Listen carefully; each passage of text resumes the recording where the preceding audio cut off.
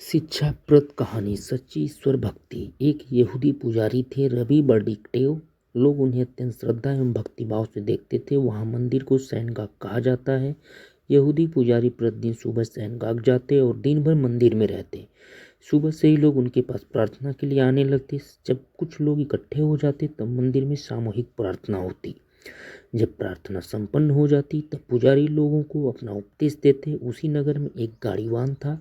वह सुबह से शाम तक अपने काम में लगा रहता है। इसी से उसकी रोजी रोटी चलती। यह सोचकर उसके मन में बहुत दुख होता कि मैं हमेशा अपना पेट पालने के लिए काम धंधे में लगा रहता हूँ, जबकि लोग मंदिर में जाते हैं और प्रार्थना करते हैं। मुझे जैसा पापी शायद ही कोई संसार में हो। यह सोचकर उसका मन आत्मग्लानि से भर जाता था। सोचते सोचते कभी तो उसका मन और शरीर इतना शिथिल हो जाता कि वह अपना काम भी ठीक से नहीं कर पाता। इससे उसको दूसरों की झिड़कियाँ सुननी पड़ती। जब इस बात का बोझ उसके मन में बहुत अधिक बढ़ गया तब उसने एक दिन यहूदी पुजारी के पास जाकर अपने मन की बात कहने का निश्चय किया। अतः वह रवि बर्डिक्टेव के पास पहुंचा और श्रद्धा से अभिवादन करते हुए बोला, हे धर्मपिता, मैं सुबह से लेकर शाम तक गांव से दूसरे गांव गाड़ी चलाकर अपने परिवार का पेट पालने में व्यस्त रहता हूँ। मुझे इतने भी समय नहीं मिलता कि मैं ईश्वर के बारे में सोच सकूं। ऐसी स्थिति में मंदिर में आकर प्रार्थना करना तो बहुत दूर की बात है। पुजारी ने देखा कि गाड़ीवान की आंखों में एक भय, असहाय होने की भावना जाग रही है। उसकी बात सुनकर पुजारी ने कहा, तो इसमें दुखी होने की क्या बात है? गाड़ीवान ने फिर से अभिवादन करते हुए कहा, हे धर्मपिता, मैं इस बात से दुखी हूँ कि कहीं मृत्यु के बाद ईश्वर मुझे गंभीर दंड न दे।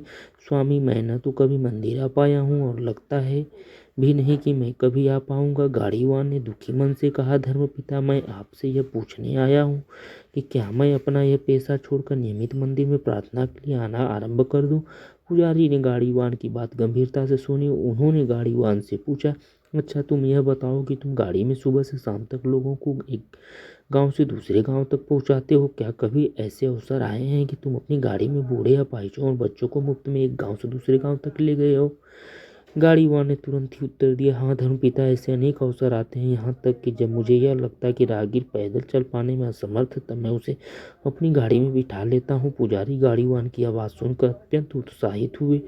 उन्होंने गाड़ीवान से कहा, तब तुम अपना पेशा बिल्कुल मत छोड़ो। थके हुए बूढ़ों, अपाहिजों, रोगियों और बच्चों को कष्ट से राहत देना ही ईश्वर की सच्ची प्रार्थना है। जिसके मन में करुणा और सेवा की भावना रहती है, उनके लिए पृथ्वी का प्रत्येक कण मंदिर के समान होता है और उनके जीवन की प्रत्येक सांस में ईश्वर की प्रार्थना बसी रहती है। मंदिर में तो वे लोग आते हैं जो अपने कर्मों द्वारा ईश्वर की प्रार्थना नहीं कर पाते। तुम्हें मंदिर आने की बिल्कुल जरूरत नहीं है। सच तो यह है कि सच्ची प्रार्थना तो तुम ही कर रहे हो। यह सुनकर गाड़ीवान अभिभूत हो उठा। उसकी आंखों से आंसुओं की धारा बह चली। उसने पुजारी रवि बर्डिक्टेव का अभिवादन किया और काम पर लौट गया। दोस्तों, मेरे चैनल्स को सब्सक्राइब और लाइक करें। आपका बहुत बहुत धन्यवाद। आपके बीच हम ऐसे कंटेंट हमेशा उपलब्ध कराते रहेंगे। आपका बहुत बहुत आभार, बहुत बहुत धन्यवाद। Thank you so much.